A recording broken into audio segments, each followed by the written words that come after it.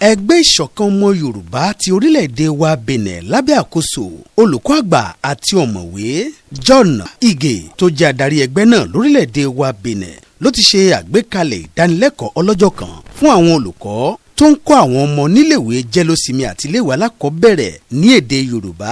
lórílẹ̀-èdè wa Bénin. Ilé ìpàdé Saint Anuarit ti Abomey-Calavi ló gba àlejò àwọn ọmọ ẹgbẹ́ ọ̀hún àti olùkọ́ wọn ní ọjọ́ ajé ojúmọ́ kẹta oṣù karùn-ún ọdún 2021. Àwọn olùkọ́ akọ́nilédè Yorùbá tó jáde wá láti Wasapienko, Manigiri, Bantẹ, Wida, Àjàṣẹ́, Sakete, Ìpòbé àti Ketu ló péjú pésẹ̀ láti gba ìmọ̀ kún ìmọ̀ kí èdè Yorùbá lè jẹ́ ọ̀kan ṣoṣo kíkọ àti kíkà rẹ̀ pẹ̀lú àtìlẹ́yìn àjọ ìṣọ̀kan UNESCO tó ń ṣe ìgbélárugẹ èdè abínibí àti àṣà lórílẹ̀‐èdè àgbáńlá ayé tó wá dúró gbọ̀ngbọ̀n fún àtìlẹ́yìn ẹgbẹ́ ìṣọ̀kan Yorùbá ti orílẹ̀‐èdè wa Bénin. Aṣojú àjọ UNESCO Adelaide Alágbádá Fásínú fi dá àwọn tí wọ́n jẹ́ olùkọ́ àti ẹgbẹ́ ìṣọ̀kan Yorùbá orílẹ̀‐èdè Bénin lójú wípé àwọn kò ní kùnà tó bá ti jẹ́ ti àṣà àti ìṣe fún ìrànlọ́wọ́ èyí tí ó bá yẹ kí a bá lè dá èdè abínibí wa padà nítorí òun gangan ní gbòǹgbò ìdàgbàsókè.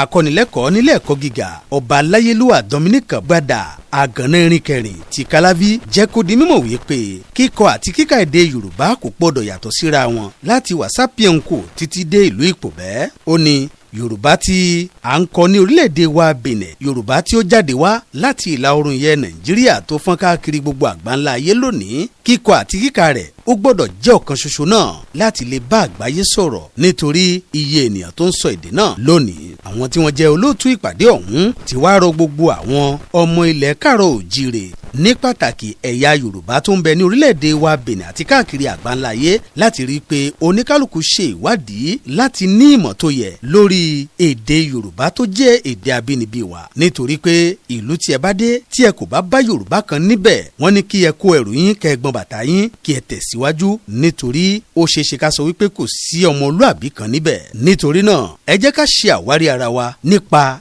ìgbéga èdè abínibí ẹni fún ìdàgbàsókè ẹ̀yà ọmọ Odùduwà.